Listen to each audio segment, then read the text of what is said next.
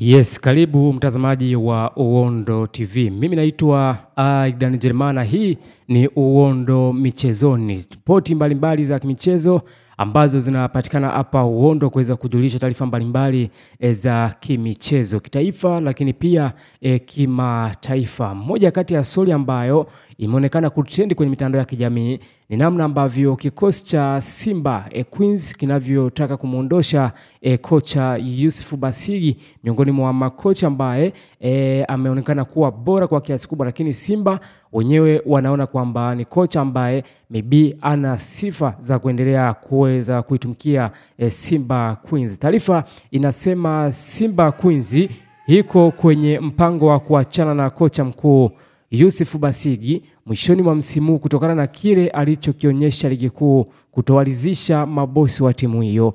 Ikumbukwe kocha huyo aliyejiunga na Simba Sports Club akitokea Asakazi Ladies ya Ghana, na ukiwa ni msimu wake wa kwanza kwenye ligi. Amepoteza mchezo mmoja dhidi ya Yanga Princess na sare moja dhidi ya JKT na ameshinda michezo 12.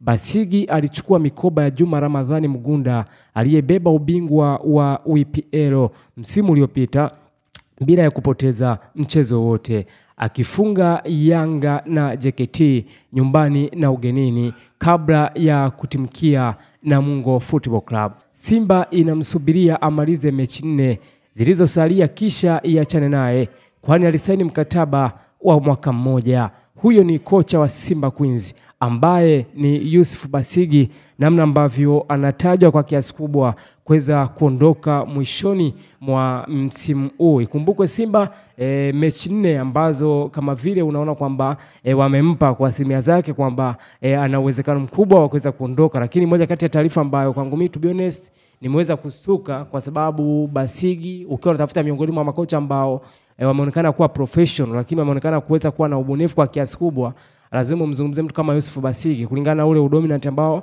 amekuwa nao, lakini kulingana namna ambavyo katika ligi ya ambao tunasema UPL yani Women Premier League ambavyo ameonekana kuwa bora, lakini bado Simba kuna namna ambavyo inajaribu kuslagu na kupambana kujua vitu gani ambavyo inaweza ikaset standard kwa kiasi kubwa kuweza kuisaidia timu. Lakini Basigi bado unaona nafasi yake ilikuwepo ndani ya Simba Queens, kwa sababu ni kama inapitia kwenye kipindi cha mpito ukijumlisha Young Princess lakini pia JKT Queens. Hizo ni timu ambazo zimeonekana kuwa dominant, zimeonekana kuwa shujaa, zimeonekana kuwa first team mbele ya Simba Queens, lakini bado Simba unaona kwamba kuna asilimia kubwa ameweza kuona kwamba huyu ni miongoni mwa kocha ambaye hawezi kuendelea kuwa na timu, kwa sababu Simba Queens ni moja kati ya timu ambayo imeonekana kuwa na historia kubwa. Ikumbukwe Hassan Mgosa amepita pale Simba Queens, lakini maybe unamzungumzia mtu kama Juma Ramadhani Mgunda pia the same case amepita. Basigi ndo bado unaona kwamba anajitafuta, kuna vitu vingi sana ambavyo anapitia. Kwa hiyo yes, bado unaona kwamba Simba kuna namna ambavyo wanapitia kwenye vitu kadha ambavyo inabidi waweze kuspab kwa kiasi kubwa kuweza kuisaidia timu, lakini kuweza kujua huyu kocha na miongoni mwa kocha ambaye alikuwa very potential coach ambaye ana uwezo mkubwa, kwa sababu tunaamini kwenye mpira wa miguu kama ukimpa kocha muda mrefu kuweza kuishi ndani ya club au mchezaji, basi kuna kitu kikubwa sana ambacho unaweza ukakiachieve. Hii ni Uondo TV, Uondo Michezoni. Kikubwa ambacho na kushauri mtazamaji wa Uondo TV, endelea kusubscribe, lakini usahau kulike, kushare na comment kuweza kupata update mbalimbali za kimichezo.